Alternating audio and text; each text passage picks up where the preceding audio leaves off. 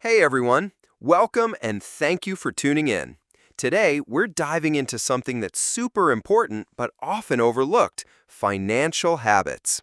Habits are those things you do regularly which eventually shape your lifestyle. So grab a coffee and let's jump right in. Financial habits are the foundation of a secure future. If you want to get ahead, it starts with small, consistent actions that make a big difference over time. In this video, we'll cover everything from organizing expenses to investing smarter. Stick around, you don't want to miss this. Let's start with habits we already know are important. Things like maintaining work-life balance, brushing your teeth, eating healthy, and exercising. These habits are all about consistency, and the same principle applies to managing money.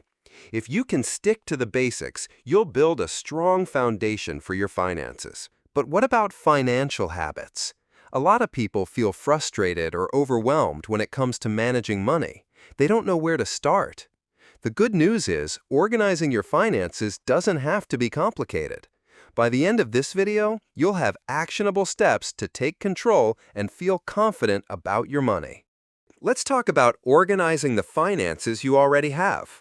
Most of us get our income deposited into a bank account, and from there, we pay expenses like rent, mortgages, utilities, or car payments.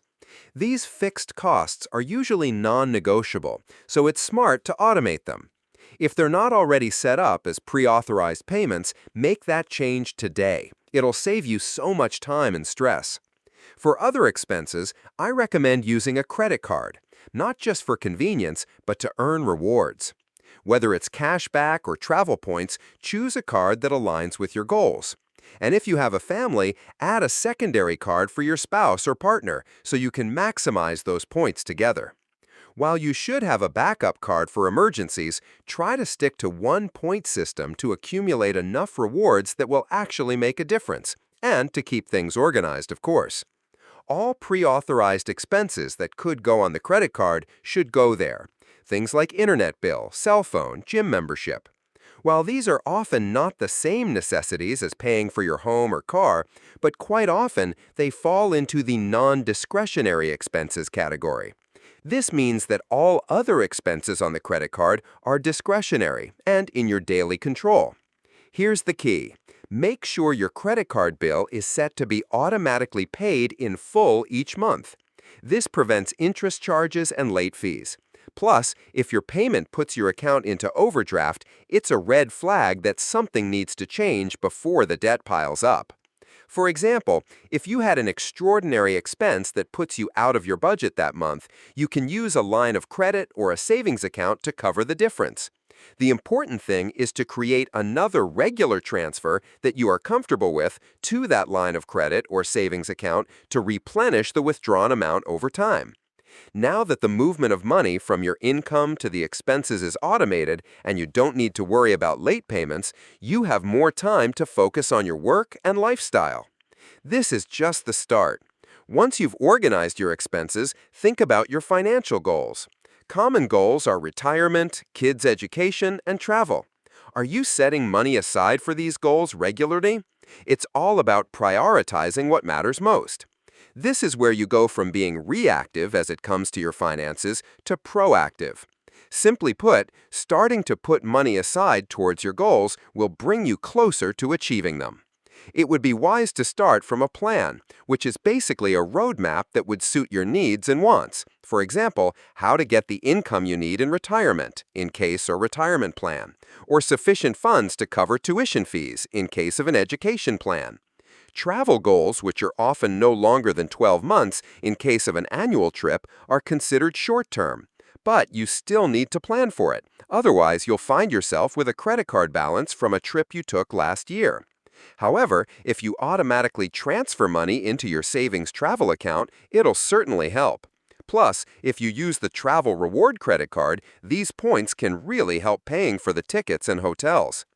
And for those of you with irregular income, like commission-based jobs or small businesses, who may say that they cannot commit to regular set payments, this means aligning your income with your expenses and goals. It's not always easy, but it's essential. Automating your financial world liberates you from constantly worrying about balancing your checkbook, as they used to say in the last century. It doesn't mean that you shouldn't be reviewing and monitoring it, but reviewing the transactions and transacting are two different things.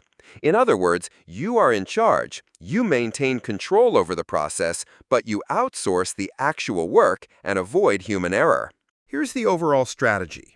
First, your income should be deposited into your main bank account. From there, set up automated payments for essential expenses like your mortgage, property taxes, utilities, and car payments. While mortgage and car payments are already set up in most cases, setting up utilities and taxes for pre-authorized payments often require a quick registration with the payee. This helps ensure you never miss a payment. For everyday bills, such as your phone, internet, streaming services, and gym membership, use your credit card. This not only keeps your finances organized, but also allows you to earn rewards. If you share financial responsibilities with someone else, consider getting a secondary credit card linked to the same account for added efficiency and consolidated accumulation of reward points. Most importantly, regularly monitor your accounts and make sure to pay off your credit card in full each month. This habit protects you from interest charges, late fees, and unnecessary stress. Once your monthly budget is organized and regular payments are on autopilot, focus on directing funds toward your financial goals, whether that's saving for retirement, your children's education, or that dream vacation you've always wanted. Some people believe that inconsistent income makes budgeting impossible. While there isn't a one-size-fits-all approach, it's ideal for a business to transfer regular payments to a personal account to facilitate monthly budgeting. After all, bills are due regardless of income fluctuations, and maintaining a steady progress toward your financial goals is equally important. Establishing regular income payments from a business requires effective planning. However, that topic will be covered in another video. Automate wisely, track your finances regularly, and always maintain control. You've got this. Thanks so much for watching. If you found this video helpful, don't forget to like, subscribe, and share it with someone who needs it. See you in the next video.